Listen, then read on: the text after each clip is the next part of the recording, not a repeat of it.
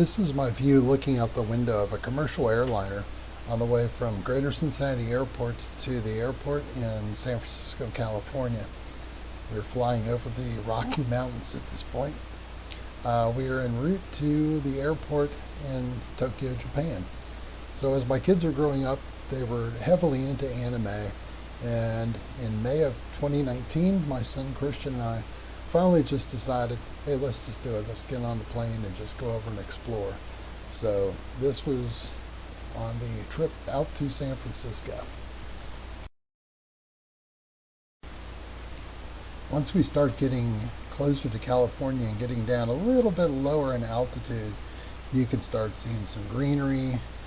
And then here you can see this is the area around Modesto. So things are coming into focus a little bit better.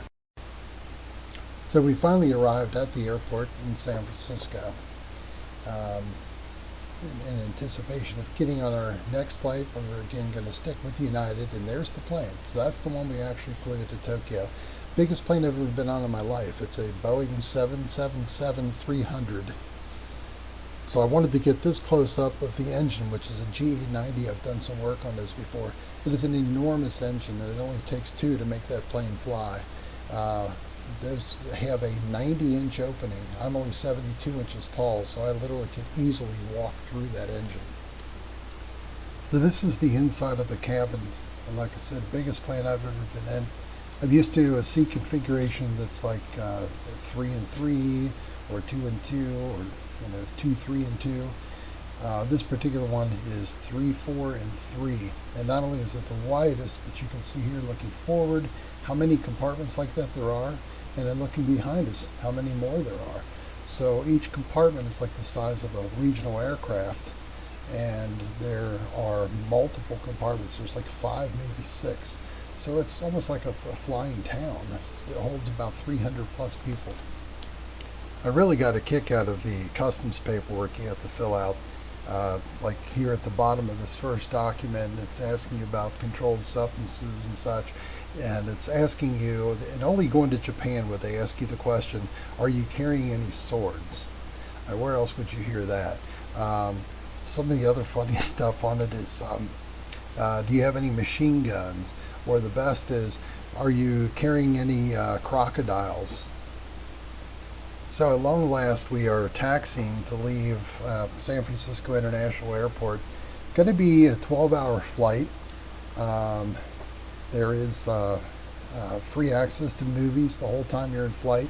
Most of the flight is actually done in the dark. They dim the lights and close all the blinds. So anybody who wants to stay awake can watch movies, and they're free, and you've got your own TV screen in the back of your seat. And they bring around earbuds, which you get to keep afterwards.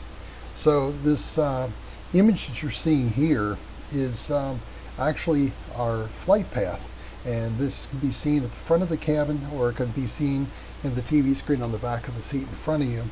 And this is showing you the bizarre trek that we're making here, cutting through the tail on the state of Alaska, and that is actually the shortest route from the United States to Japan, although it seems a little off the wall. Also note that we are flying into Narita, is what it's showing on there. It was a very rough flight.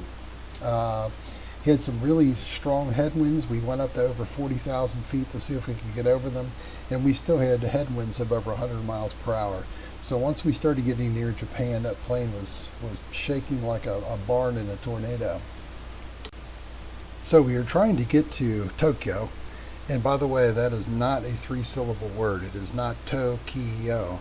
It's 2 syllables. It's Tokyo, which is the circle, the red circle on the left. Where we're flying into is Narita, the red circle on the right, and it's actually in a completely different prefecture from the city of Tokyo. And so that is one of 2 major airports for the city. The other one is Haneda, which is actually on an island in Tokyo Bay, but that's the one we flew out of. But going in, we were flying into Narita. So once we actually arrived at Narita, which again is in Chiba Prefecture, once we got through customs, we just went downstairs at the station or the airport and got on the Keisei main line, which goes from Chiba Prefecture into Tokyo to actual Tokyo Station, which is the largest railroad station in Japan. The ride on the Keisei main line was actually pretty lengthy. It was probably about a half an hour to get to Tokyo Station from out there at Narita. Most of what we saw, as you can see on the way in, was just mile after mile after mile of rice paddies. So this is all at the food production area. Keep in mind that only 25% of the entire landmass of Japan is livable or farmable. So they're very conscious about how they divvy out their land. We were booked to stay in a suburb of Tokyo called Asakusabashi. So to do that, what we had to do is we had to get on the Keien Tohoku line at the station in Tokyo, at Tokyo Station, and go north up to a suburb known as Akihabara, which is the home of anime and where all the electronics come from and so on. Probably the most westernized area of all of Japan. It's just one huge neighborhood. Very entertaining. Kind of like Times Square.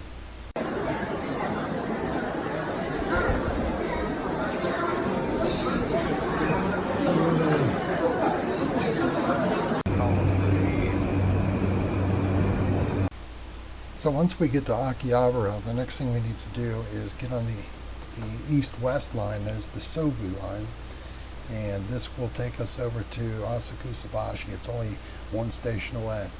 And I forgot to mention how you jump from train to train. So you get this card called a Suica card when you first get into the country, and at any point you can put these into a machine and you can add value to them. So if you start running low, you just put it in the machine and add with your card. And it's got an electronic sensor. All you have to do is going into the railroad, you just hold it over a sensor and it beeps and opens the turnstiles for you. And when you go back out, it beeps again and opens the turnstiles for you. And it knows where you've come from and where you've gone to, and it deducts the amount for that particular trip, which is very, very respectable price. They're very cheap. You can also use these in drink machines, which I'll show you later on. So before we go off to Asakusabashi, we had our first meal, and it's not a high-end meal. It's a little place called Cafe Restaurant Gusto in Akihabara, right next to Akihabara Station. It's on the fourth floor of a little building right there. Again, in Asia, that's very common for restaurants to be on second floor, third floor, fourth floor, rather than everything being down at street level, because again, they don't have a lot of usable area, so they stack everything. I know this kind of looks almost like a TV dinner, and I admit it's not the best meal we had there, but it certainly sustained us until we could get a good night's sleep. So my son, I believe, is having deep fried pork cutlet. I'm having some veggies and deep fried chicken with a demi-glace on it, and also a cheese stuffed burger with demi-glace and strips of pork belly. Actually turned out to be pretty good, especially for the price. It's very inexpensive. So I'm going to leave part one right here, and next time I'll show you Asakusabashi.